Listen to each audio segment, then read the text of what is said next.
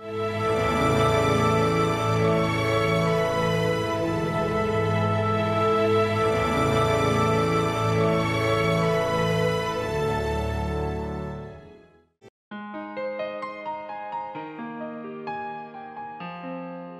शिक्षार्थियों, NIOS के studio में आपका हार्दिक स्वागत है। वेदाध्ययनम पुस्तक के अंतर्गत दशम पाठ वरुण सूक्त के द्वितीय अर्थात अंतिम भाग का हम अध्ययन करेंगे। बिभ्रद्रापिम हिरण्ययम वरुणो वस्त निर्निजम परिस्पशो निषेधिरे।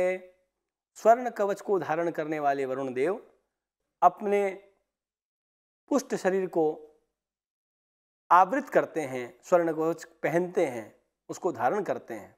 तस्य चाकचिक्य किरण समूहः सर्वत्र व्याप्नोति। और जब वरुण देव स्वर्ण कवच को धारण करते हैं तो उसकी चकाचौंध से जो प्रकट होने वाली किरणें हैं वो सब तरफ फैल जाती हैं। नयम दीप्सन्ति दीप्सवो न द्रुह्वाणो जनानां न देवम अभिमातयः जिघांसवः अपि वरुण देवम हिंसितुम न प्रभवति। अर्थात वरुण देवता की हिंसा करने की इच्छा होने पर भी वरुण देवता की हिंसा करने में कोई सामर्थ्यवान नहीं हो पाता। सामान्य मनुष्यों में जो द्रोही व्यक्ति है, वह भी जो द्रोह करना चाहता है वो वरुण देवता के प्रभाव से नहीं कर पाता।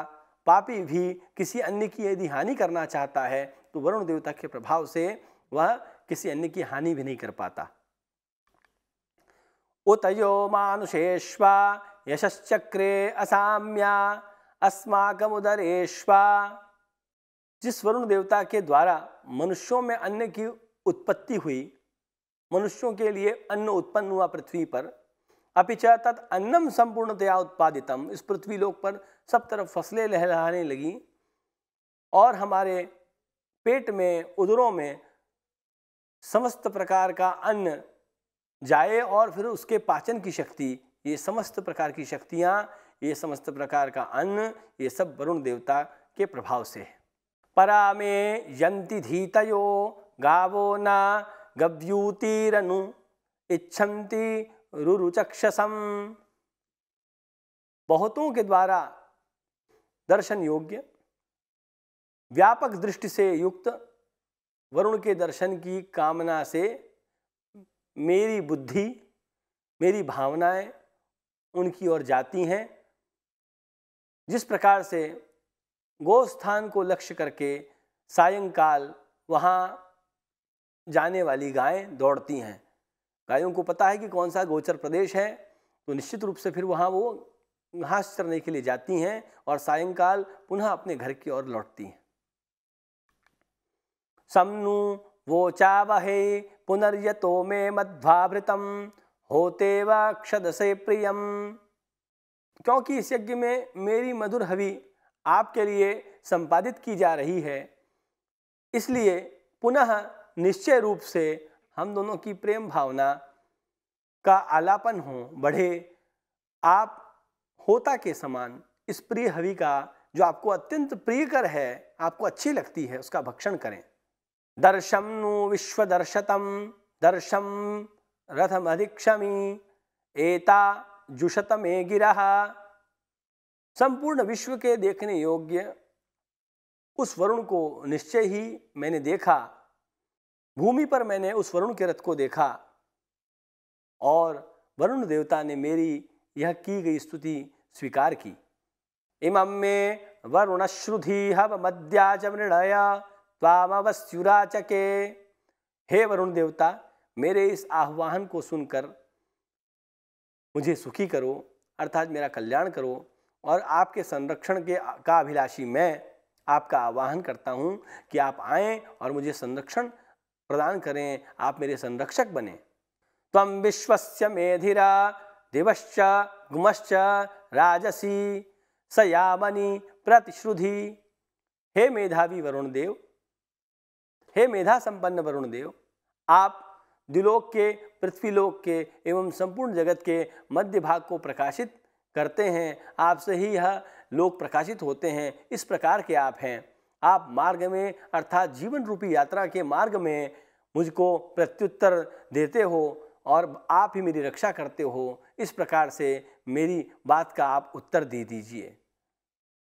उदुत्तमं मुमुग्धि नोवि पाशम मध्यमं श्रिता अबाधमानी जीवसे। हे वरुण देव, आप हमारे ऊपर के बंधनों को ऊपर की तरफ खींच करके नष्ट कर दीजिए। इन बीजों के बंधन को पृथक रूप से खींच करके नष्ट कर दीजिए और हमारे जीवन के लिए नीचे विद्यमान जो बंधन हैं उनको भी खींच करके नष्ट कर दीजिए।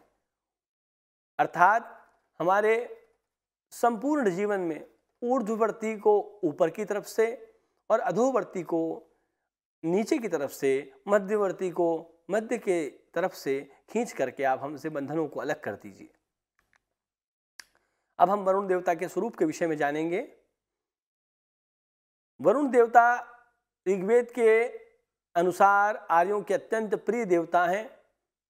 इनका स्वरूप 12 सूक्तों में प्रतिपादित है। इनका मुखमंडल अग्नि के समान और नेत्र सूर्य के समान हैं।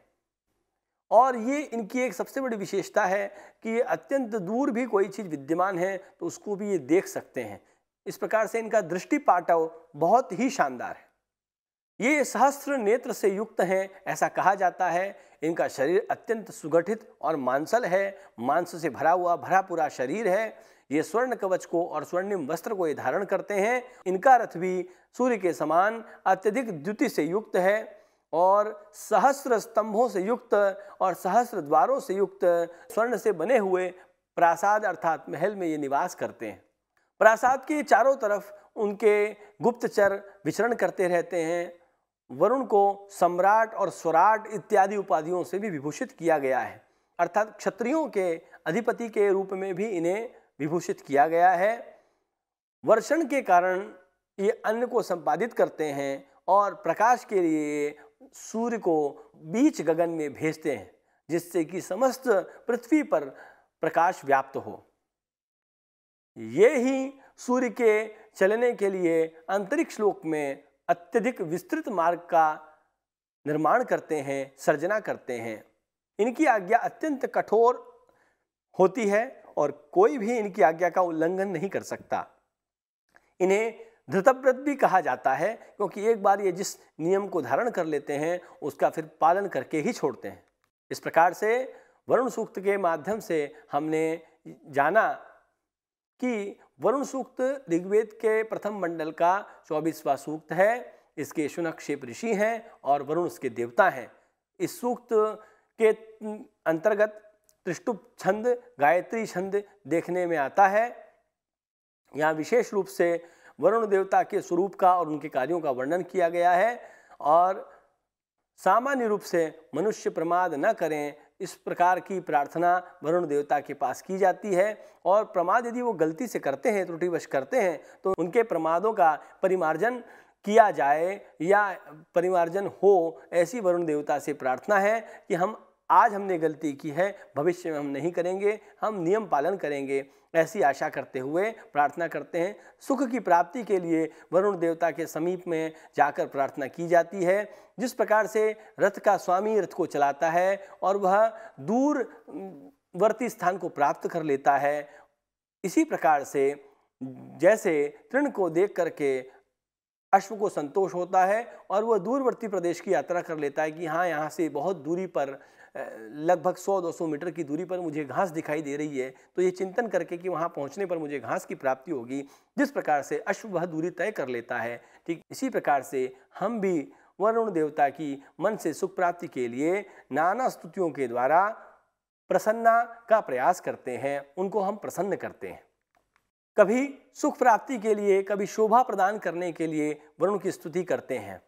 वरुण देव आकाश मार्ग के द्वारा उड़ने वाले पक्षियों को जानते हैं, समुद्र मार्ग से जाने वाली नौकाओं के मार्ग को भी जानते हैं। इसीलिए चूंकि ये समस्त मार्गों को जानते हैं, इसलिए वरुण देवता समस्त बंधनों से मुक्ति दिलाने वाले हैं। वरुण देवता का स्थान जलगृह है, वह वहाँ पर बैठ करके समस्त कार्यों को, संसार में जो भी चल रहा है उसे देखते हैं और उस पर विचार करते हैं। आयु के वर्धन के लिए भी वरुण देवता से प्रार्थना की गई है। और वरुण देवता के स्वर्णिम कवच धारण करने से जो उत्पन्न चाकचिक्य है उसका विशिष्ट वर्णन यहाँ प्राप्त होता है। सूक्त के अंतिम भाग में प्रायशः वरुण देवता की महिमा का वर्णन प्राप्त होता है। वरुण देवता की अन्न प्रदान करने वाली महिमा, सन्मार्ग पर चलने वाली महिमा, शरीर को पुष्टि प्रदान करने वाली महिमा इस सूक्त में वर्णित है। अंतिम भाग में वरुण देवता के रथ का वर्णन प्राप्त होता है। जजमान ने जिसका दर्शन किया है, संपूर्ण विश्व के देखने योग्य वरुण देवता का निश्चय है, जो कि अत्यंत ही दर्शनीय और स्तुति करने योग्य है। इसके पश्चात सुख की प्राप्ति के लिए और स्वयं की रक्षा के लिए स्तुतियां की गई हैं। सब तरफ से हमारी विनाश से रक्षा हो और हमारा जीवन स्वस्थ हो, यही सब वरुण सूक्त में वर्णित है। धन्यवाद।